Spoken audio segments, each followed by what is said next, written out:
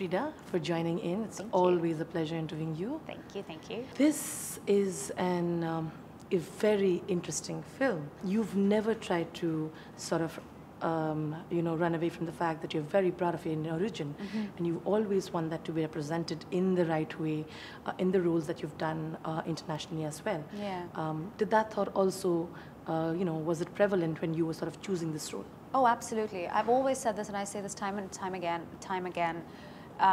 I don't have to wear my Indianness on my sleeve, to basically trot it around, letting everybody know, hey, I'm Indian, hey, I'm Indian, hey, I'm Indian, and knock them on the head with this news. I think everybody knows, obviously, my cultural roots and where I come from. I really wanted to be part of Mowgli because this is something that we've all grown up on, and the Jungle Book in India, we've all had a version of it, that whether it's a storybook or the Doordarshan version that we've all grown up on. And it just happened to be an Indian story. The fact that Kipling wrote this book in India, and all the animals that you hear of in this version, in any version of Jungle Book, Baloo, which is Bhalu, and Sher Khan, which is Sher, and Bandar Log, which is the monkey world, Akela, lonely, lonely wolf, lone wolf.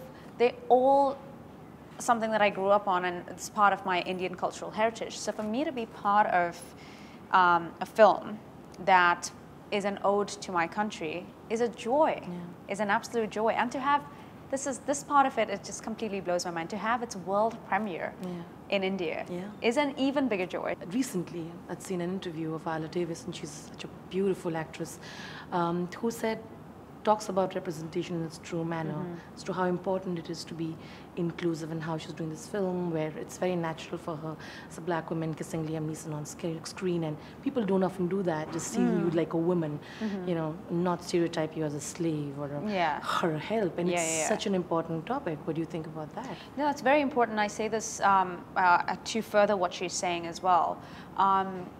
In America, and especially because I've now been there for 11 years, and so I think I can speak to this, whenever it comes to, whether the story of a black woman or a black man, for some reason, the stories that most of us have heard of, unfortunately, are never romantic comedies, are never the action movies, or if they are action movies, with these three actors who, from the African American community that play the same roles. Why not more? Why not be more inclusive? Why not have Indians be part of romantic comedies?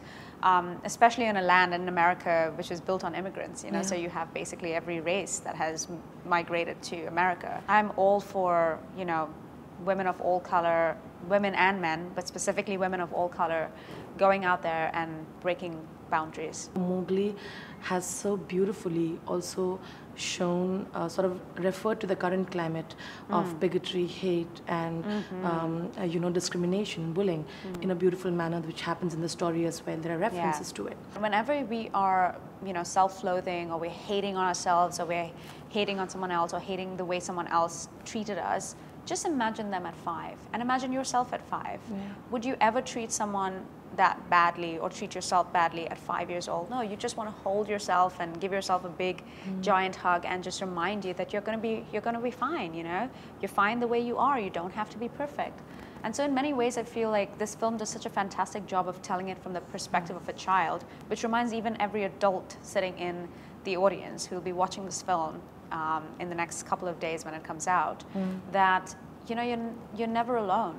There's always, if you feel you're going through something, I bet you anything there is someone else not very far away from you who's going through something quite terrible as well.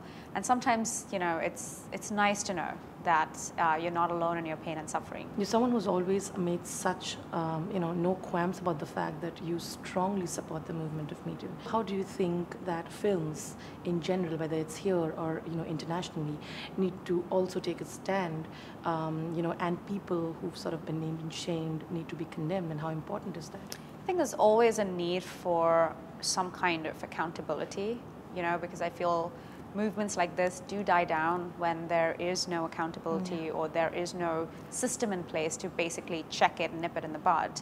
But I feel like in terms of what you're saying in terms of films, and it's the industry that I belong to, and it's the industry that actually first exposed it in the first place, you know, in Hollywood and now in India as well.